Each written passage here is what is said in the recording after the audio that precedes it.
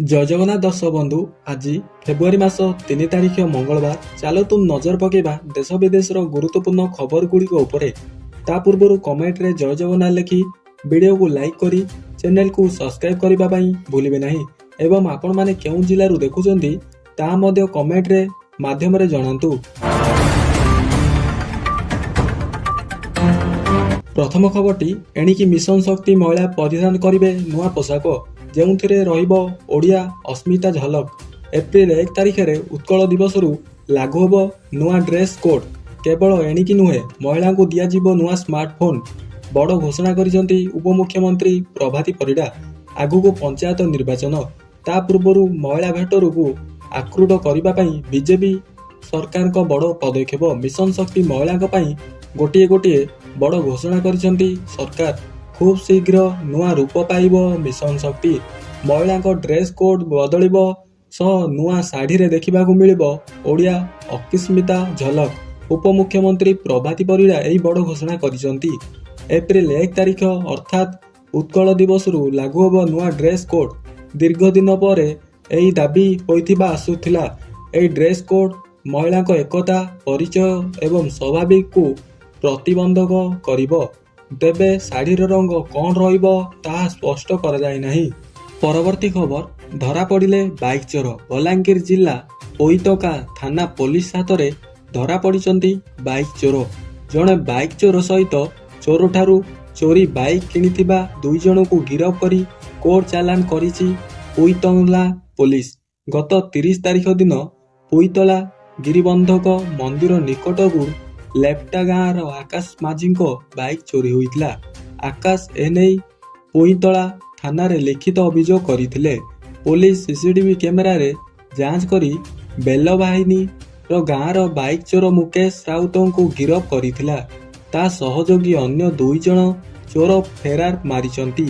Police ଚୋରି ବାଇକ୍କୁ କିଣିଥିବା ସୋନପୁର ଜିଲ୍ଲା ବିନିକା ଥାନା ତେଳିମାଳ ଗାଁର ତଣ୍ଟୁ କୁମ୍ଭାର ଏବଂ ସୁକାନ୍ତ ବର୍ପିଙ୍କୁ ଗିରଫ କରିଛି।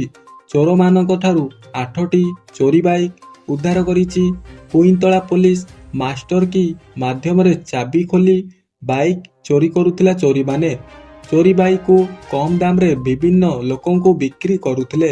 ତେଣୁ ଚୋରି ବାଇକ୍ କିଣିଥିବା 2 ଜଣଙ୍କୁ ମଧ୍ୟ ଗିରଫ କରିଛି କୋର୍ଟ ଚାଲାଣ କରିଥିବା ପୁଇତଳା ଥାନାରେ ଏସ୍ଡିପିଓ ସରୋଜ କୁମାର ଉପାଧ୍ୟକ୍ଷ ଏବଂ ସାମ୍ବାଦିକ ସମ୍ମିଳନୀ କରି।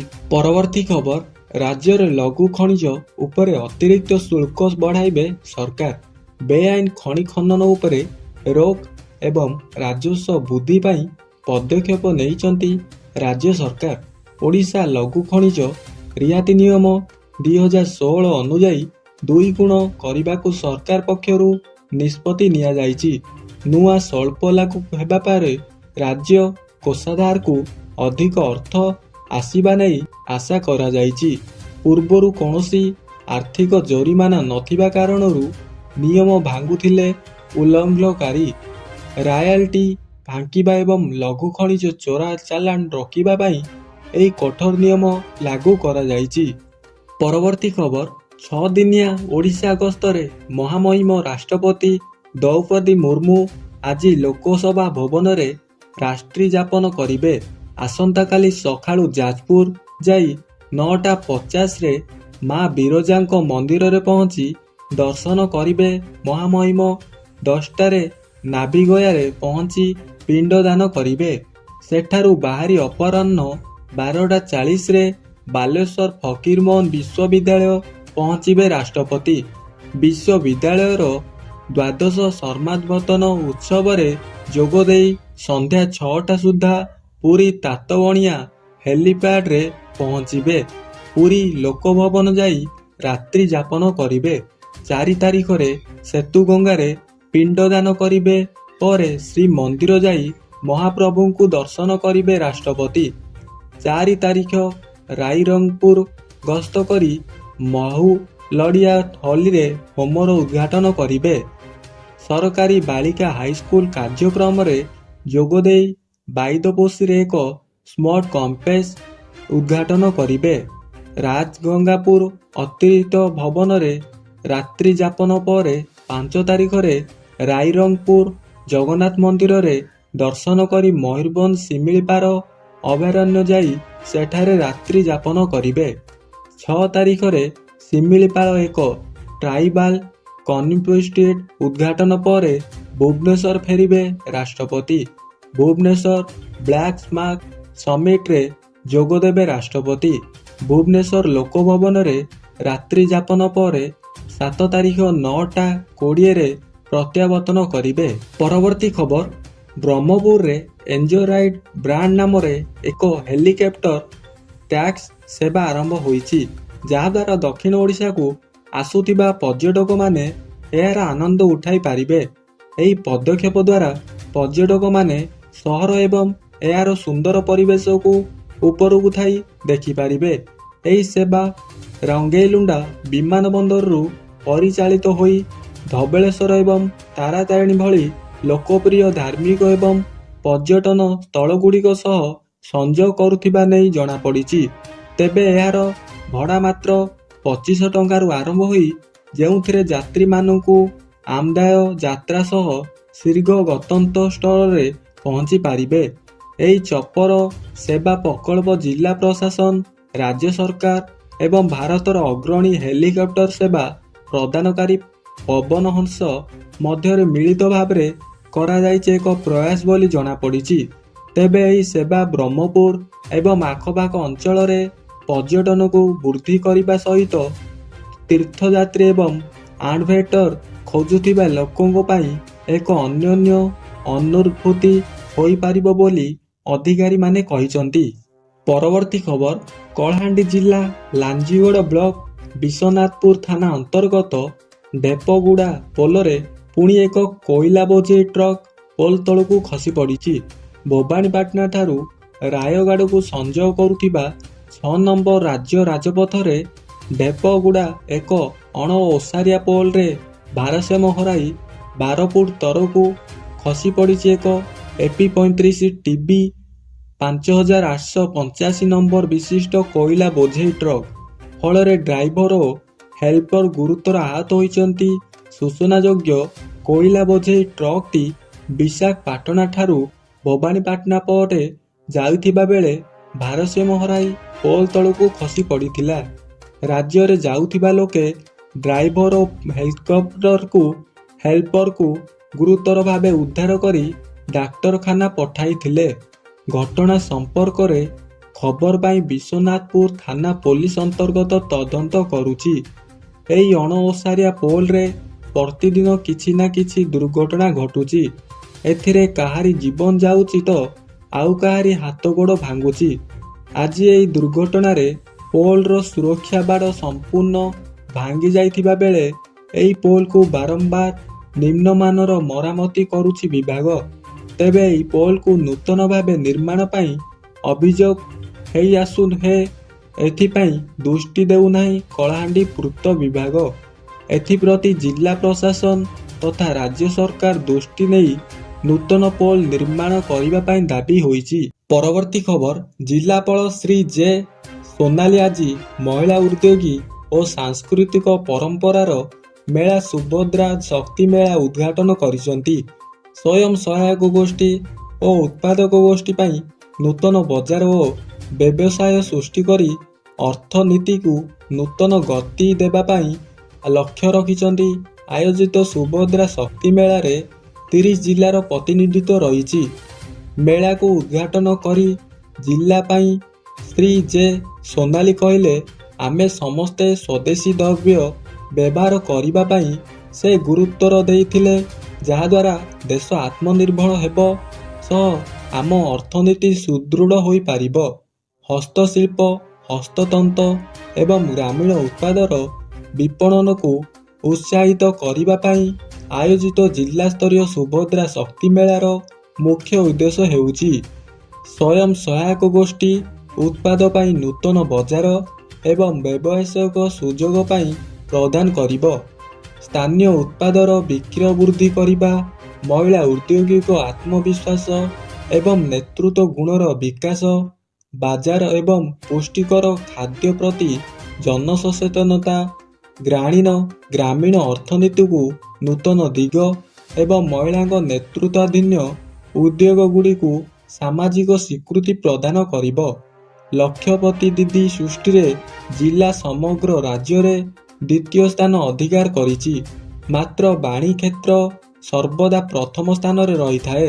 ତେଣୁ ସେହି ସ୍ଥାନରେ ପହଞ୍ଚିବାକୁ ସର୍ବଦା ଚେଷ୍ଟା ଜାରି ରହିବ ବୋଲି ସେ କହିଥିଲେ।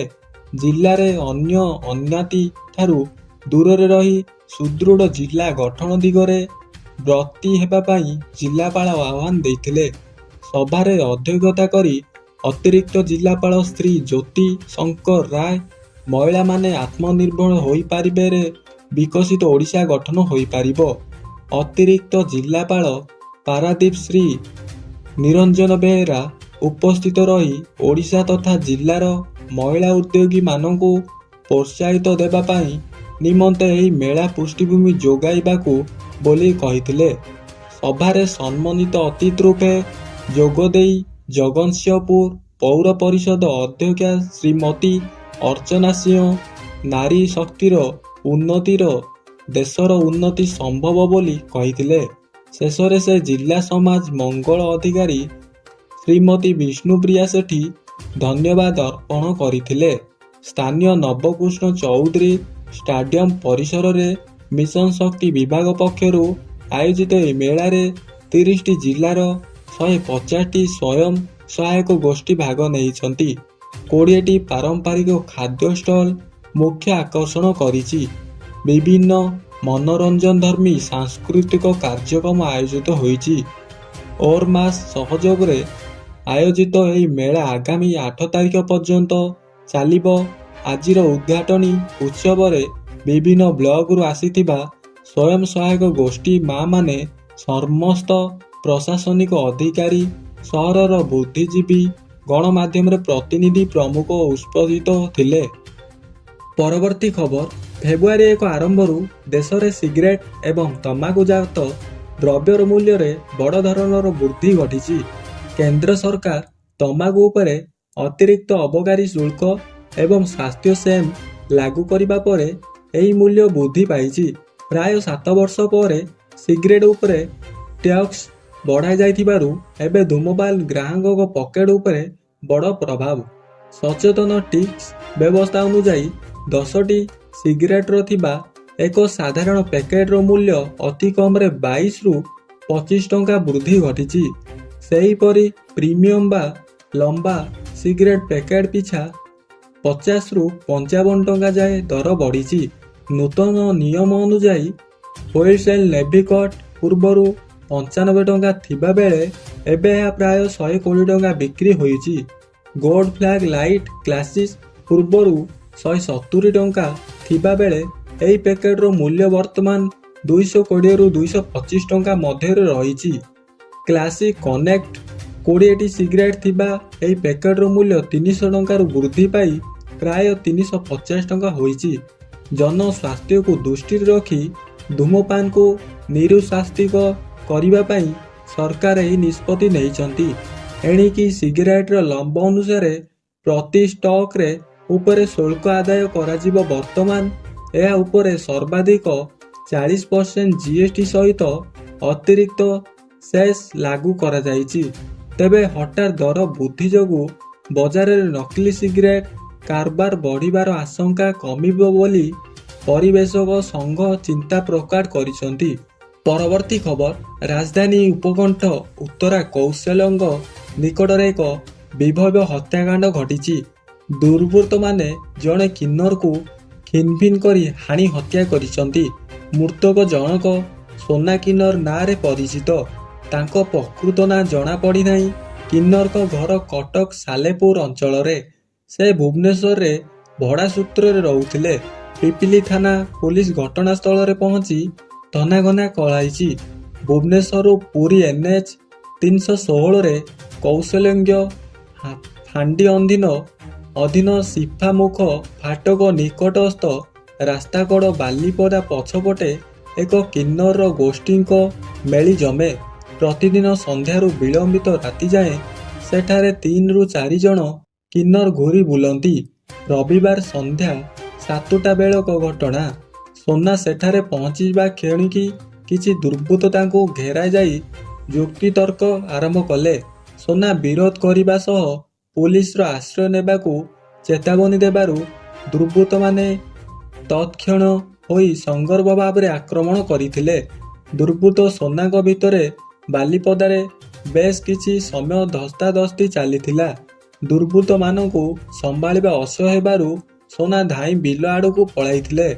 ଦୁର୍ବୃତ୍ତମାନେ ତାଙ୍କୁ ଗୋଡ଼ାଇ ହାଣିଥିଲେ, ତାଙ୍କୁ ଗୁପ୍ତାଙ୍ଗୁ କାଟି ଦେଇଥିଲେ।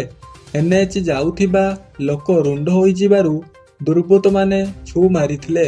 ସୋନାଙ୍କୁ ସଙ୍କଟାପନ୍ନ ଅବସ୍ଥାରେ ଆମ୍ବୁଲାନ୍ସରେ କ୍ୟାପିଟାଲ ହସ୍ପିଟାଲକୁ ନିଆଯାଇଥିଲା। ସେଠାରେ ଡାକ୍ତର ତାଙ୍କୁ ମୃତ ଘୋଷଣା କରିଥିଲେ।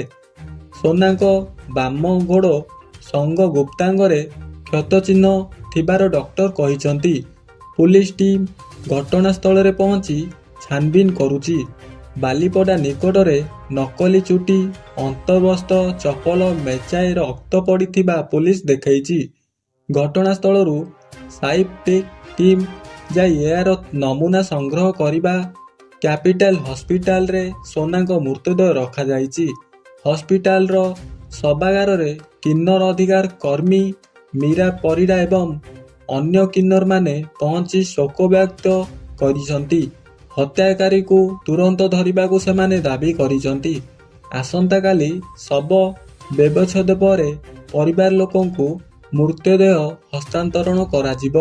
ପରବର୍ତ୍ତୀ ଖବର, ନାବାଳିକାଙ୍କୁ ଅପହରଣ କରି ହାତ ଗୋଡ଼ ବାନ୍ଧି ଜଙ୍ଗଲରେ ଛାଡ଼ି ପଳାଇଲେ। ରାତି ଅନ୍ଧାର ଭିତରେ ଘଞ୍ଚ ଜଙ୍ଗଲରେ ଭୟରେ ଜୀବନ ବଞ୍ଚାଇ କୌଣସି ପ୍ରକାରେ ଉଦ୍ଧାର ହୋଇ ସକାଳେ ଘରକୁ ଫେରିଛନ୍ତି ଜଣେ 14 ବର୍ଷୀୟ ନାବାଳିକା। ଏପରି ଘଟଣା କନ୍ଧମାଳ ଜିଲ୍ଲା ବେଲଘର ଥାନା ଅଞ୍ଚଳରେ ଘଟିଛି। ସୂଚନା ପ୍ରକାରରେ ନାବାଳିକା ଗତ ରବିବାର ପୂର୍ବାହ୍ନରେ ଏକୁଟିଆ ଗାଧୋଇବାକୁ ପାଇଁ ନଦୀକୁ ଯାଇଥିଲେ। ପୂର୍ବ ଯୋଜନା ପ୍ରକାରେ ସେହି ଅଞ୍ଚଳର 2 ଜଣ ଯୁବକ ନାବାଳିକାଙ୍କୁ ଗାଧୋଇବା ତୁଠରୁ ଉଠାଇ ଏକ ଘଞ୍ଚ ଜଙ୍ଗଲରୁ ନେଇଯାଇଥିଲେ। ସେଠାରେ ନାବାଳିକାଙ୍କୁ ଶାରୀରିକ ସମ୍ପର୍କ ରଖିବା ପାଇଁ ଜବରଦସ୍ତ କରିଥିଲେ।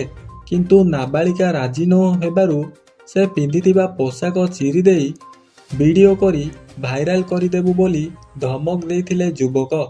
ଏହା ସହିତ ନାବାଳିକାଙ୍କୁ ମାଡ଼ ମାରି ପାଟିରେ କପଡ଼ା ଓ ହାତ ଗୋଡ଼ ବାନ୍ଧି ସେହି ଜଙ୍ଗଲ ମଧ୍ୟରେ ଛାଡ଼ି ଦେଇ ପଳାଇଥିଲେ।